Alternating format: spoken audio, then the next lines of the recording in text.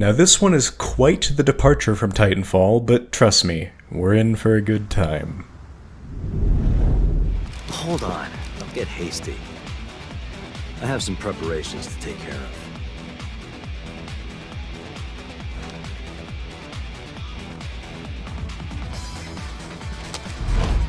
What? Huh?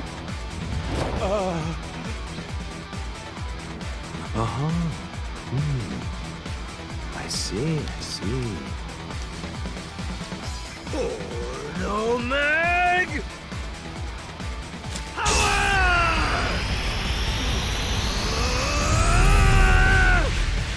Let's go! Yeah!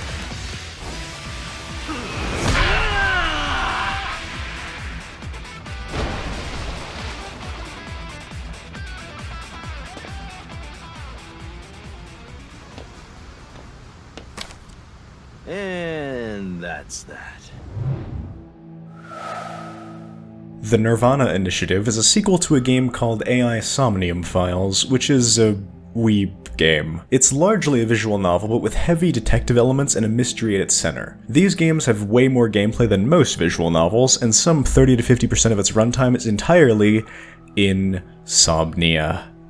Get it? Somniums are kind of a shit gameplay sequence where you go into someone's mind and try to fix their personal problems while simultaneously getting information from them that's relevant to whatever case that you're trying to solve. Those cases are central to the plot in both of these games, which, all in all, are completely nonsensical, written in about the most aggravating way possible, while simultaneously being some of the most hilarious media I have ever experienced. It might seem odd to want to start with the second game, but I want to show you an interview with this game's director, Kotaro Uchikoshi, from a few months before this game's release. Would players who haven't played the first game be okay with starting with the Nirvana Initiative? No problem at all. The main plot of this game has no relation to the first game at all. The director himself said it. There's no way that you should get lost.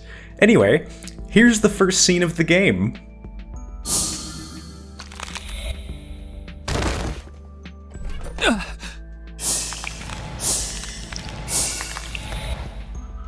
What's wrong, Ryuki? Are you okay?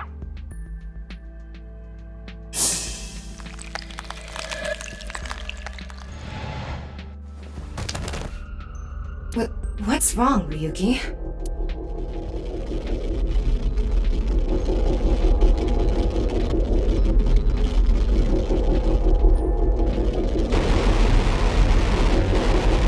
Don't worry, it won't all be explained, I swear. The game Soma is about people trying to ditch reality to experience a simulated world to live forever. The Nirvana Initiative is about people trying to ditch their simulated world to experience the real one to live for real. Simulation theory is a huge plot point in this game and isn't anything new. Redditors have been spouting it to escape the consequences of their actions for around a decade now, but it's way more interesting in a story rather than in real life. Obviously, you and I would look at the shadowy people that speak in riddles, who have a weird-ass cult symbol, who operate in ridiculously enormous underground citadels while being sponsored by billionaires, as politicians. But given the context that this is a video game, we can say with certainty that when their leader, Tokiko, starts spouting cryptic shit about their world not being real, she is objectively correct. They do live in a simulated world, which is all bullshit. So, the pitch is that you play as a seriously mentally ill detective who likes My Hero Academia a little too much. It's all right now, because I am here! Half might, half for all, we are full-time heroes! Ryuki? You feeling okay? Maybe we should have a doctor take a look at you. Who is trying to disprove people who believe in something that seems outlandish but the player knows is true. That is a fantastic idea, and so of course it's not actually what the plot is about. Instead, it's mostly about this dude who wears kendo gear for absolutely no reason with the worst voice mixing of all time, cutting people in half because of Stockholm Syndrome. That's a good idea. Their name is Terror, 'cause they tear people in half to the atomic level. Every scene with this guy in it is absolutely fucking hilarious, mostly because he sounds like a Mordekaiser and Megatron mixed together with just a normal white guy. You looking for something? The other reason is that they pull the standard, "I knew that you would do this exact specific string of actions and I planned for it," anime monologue out of their ass every conversation, and this example is the funniest one in my opinion. Date, the lead from the first game, says this at the beginning of a fight. Don't worry. No one's gonna die. I loaded it up with stun rounds. And after a really shit fight scene, this recording of terror gets broadcast across the stadium. Please note that this recording was made a long time ago in advance.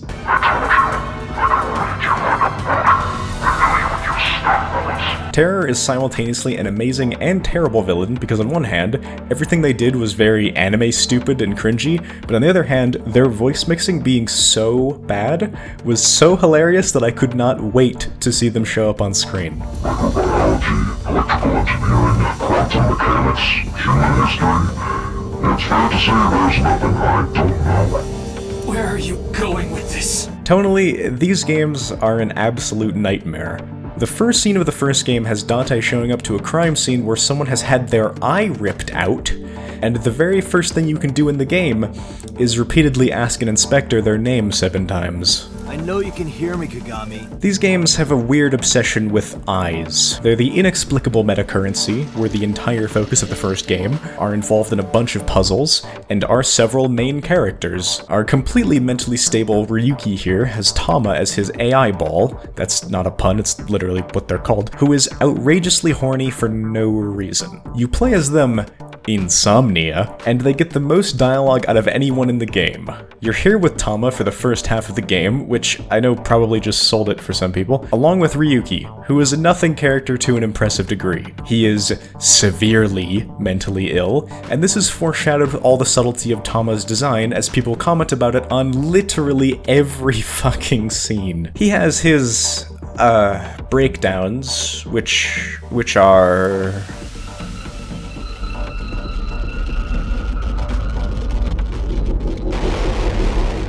Yeah, so he morbs and starts speaking in terror voice mixing on occasion, which he lip syncs to, which I find really funny, and would you believe it, this is never explained.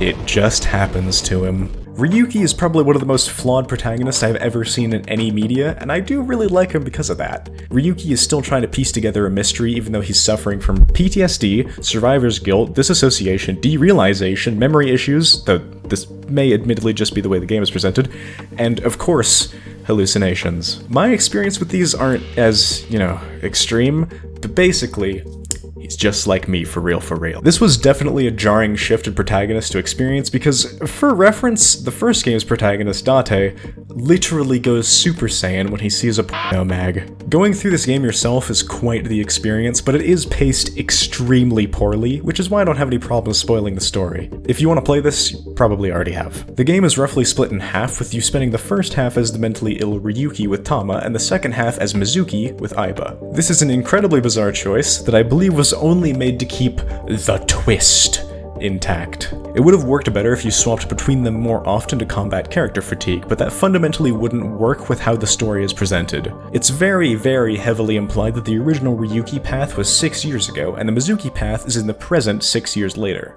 After you get through both of them, which takes about 30 hours, this transgendered something explains. In other words, it's not like that. It's like this. This is the timeline that you actually experienced. The left side is 6 years ago, and the right side is this year. In other words, you came here, jumping back and forth between past and present, a day at a time, all to end up here.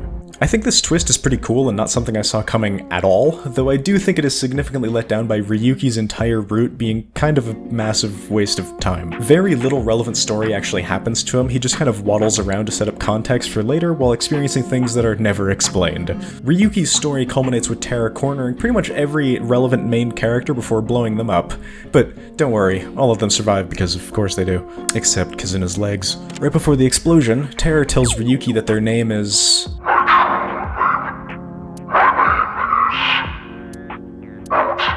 Boat?